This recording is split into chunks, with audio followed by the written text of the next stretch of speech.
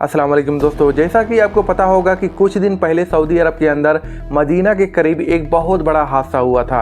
एक बस और डीजल टैंकर के बीच बहुत भयानक टक्कर हुई थी, जिसमें 45 भारतीय उम्रा करने आए लोगों की जान चली गई। आज की इस वीडियो में जानेंगे कि उसके बाद क्या हुआ, जो लोग मारे गए उनको कहाँ दफनाया गया, किस तारीख को कितना मुआवजा मिला, और सबसे दर्दनाक बात, वो परिवार जिनके 18 लोग एक साथ चले गए उनकी पूरी कहानी क्या है। दोस्तों, सबसे पहली बात, उन 45 शहीदों को कहां दफनाया गया। तेलंगाना सरकार की टीम ने सऊदी अरब सरकार और भारतीय अफसरों के साथ मिलकर पूरा इंतजाम किया। 21 नवंबर 2025 जुमे के दिन मस्जिद नबवी यानी पैगंबर की मस्जिद में नमाज जनाजा पढ़ी गई और फिर सभी 45 शहीदों को मदीना के मशहूर जन्नतुल बगी में दफनाया गया। दोस्तों, जन्नतुल बगी इस्लाम की दूसरी सबसे पाक नगरी मदीना का सबसे पुराना और सबसे बड़ा कब्रिस्तान है।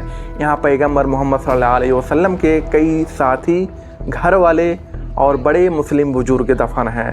मुसलमानों के लिए ये जगह पाना उनके लिए बेहद इज्जत की बात मानी जाती है। तेलंगाना सरकार ने हर मरने वालों के घर से 2-2 लोगों को सऊदी अरब भेजने का इंतजाम किया। कुल मिला के करीब 90 लोग परिवार से सऊदी अरब पहुंचे। तेलंगाना सरकार ने उनकी यात्रा, खाने पीने और रहने का पूरा खर्चा उठाया। मरने वालों की पहचान के लिए DNA टेस्ट किया गया, क्योंकि आग में पूरी तरह से जल जाने की वजह से पहचान करना नामुमकिन था। घर वालों की सैंपल लेकर मिलान किए गए और फिर कानूनी काम पूरे किए गए। अब आती है सबसे दर्दनाक बात, शेख नसीरुद्दीन, जिनका उम्र 65 या 70 साल था, जो रिटायर रेलवे कर्मचारी थे, वो अपने पूरे घर के साथ उम्रा के लिए आए थे। और भाई, पूरा घर मतलब पूरे घर के 18 लोग, 3 पीढ़ियां एक साथ इस घटना में मारे गए। इस परिवार में जिन लोगों का इंतकाल हुआ उनमें नाम आते हैं। सबसे पहला हेड, जो घर के मुखिया थे, बुजुर्ग थे, उनका नाम नसीरुद्दीन साहब। इनकी उम्र तकरीबन 65 या 70 के करीब था। उनकी बीवी अख्तर बेगम, बेटा सलाउद्दीन और उनकी बीवी फरहाना। फिर बेटियां हैं उनके 3, अमीना, रिजवाना और सबाना। अब उनके बच्चे हैं अनीसा, फातिमा, रीदा, महरीन, फातिमा, मरियम, तहरीन, उमैजा, हुजैफा, उजेर, शाहजहान। कुल 9 बच्चे। और दर्द की बात देखो, नसीरुद्दीन साहब का एक बेटा अमेरिका में रहता है, रियाजुद्दीन नाम के। उनकी बीवी और तीनों बच्चे भी इस हादसे में इंतकाल कर गए। यानी अमेरिका में बैठा वो शख्स एक ही दिन में अपना पूरा परिवार खो दिया।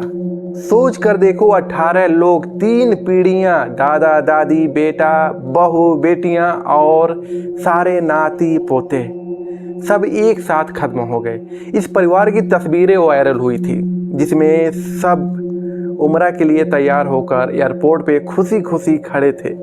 वही तस्वीर उनके परिवार की आखिरी तस्वीर साबित हुई।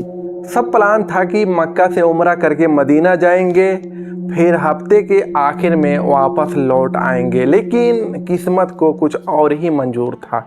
अब दूसरे परिवार की बात करते हैं, लंगर हाउस के इरफान अहमद। उनके साथ भी पूरा परिवार, पूरा घर खत्म हो गया।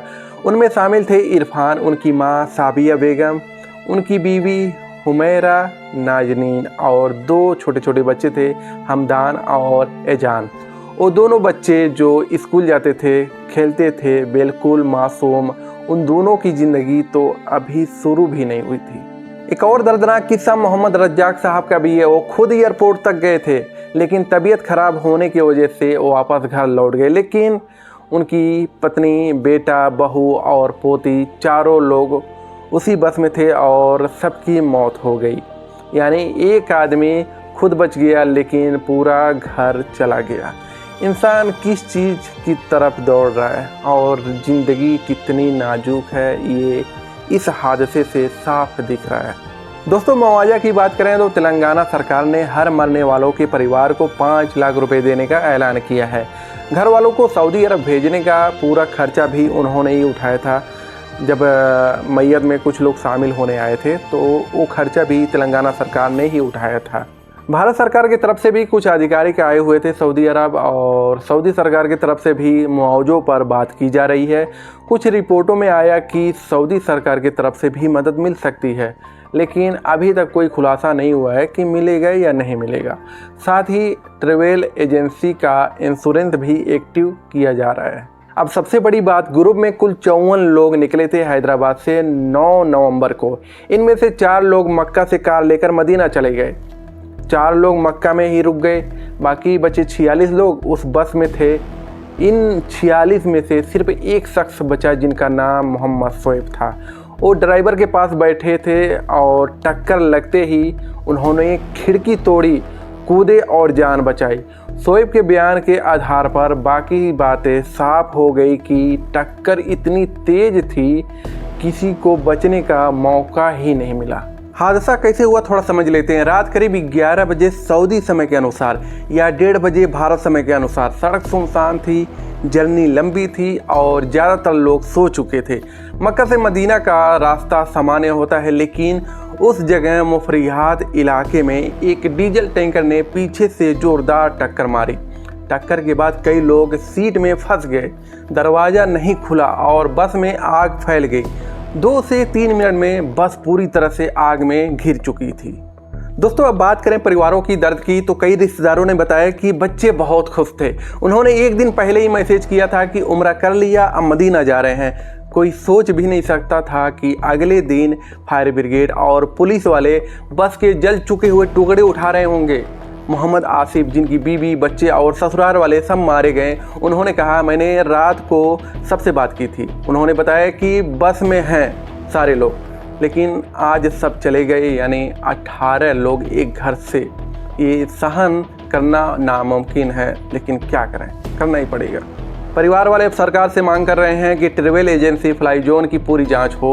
बस की कंडीशन, ड्राइवर कौन था, सेफ्टी चेक हुआ था या नहीं, सबकी रिपोर्ट पब्लिक होनी चाहिए, क्योंकि इतने बड़े ग्रुप को ले जा रही थी। बस में सेफ्टी सिस्टम होना ज़रूरी था। अगर थोड़ा भी सिस्टम से होता तो शायद कुछ जानें बच सकती थी।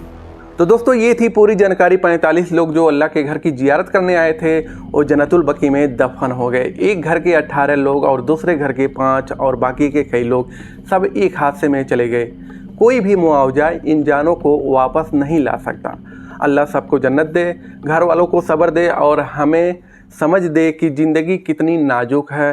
दोस्तों, अगर वीडियो जानकारी अच्छी लगी हो तो लाइक शेयर ज़रूर करें और हमारे चैनल पे पहली बार हैं तो सब्सक्राइब प्लीज़ ज़रूर कर लें।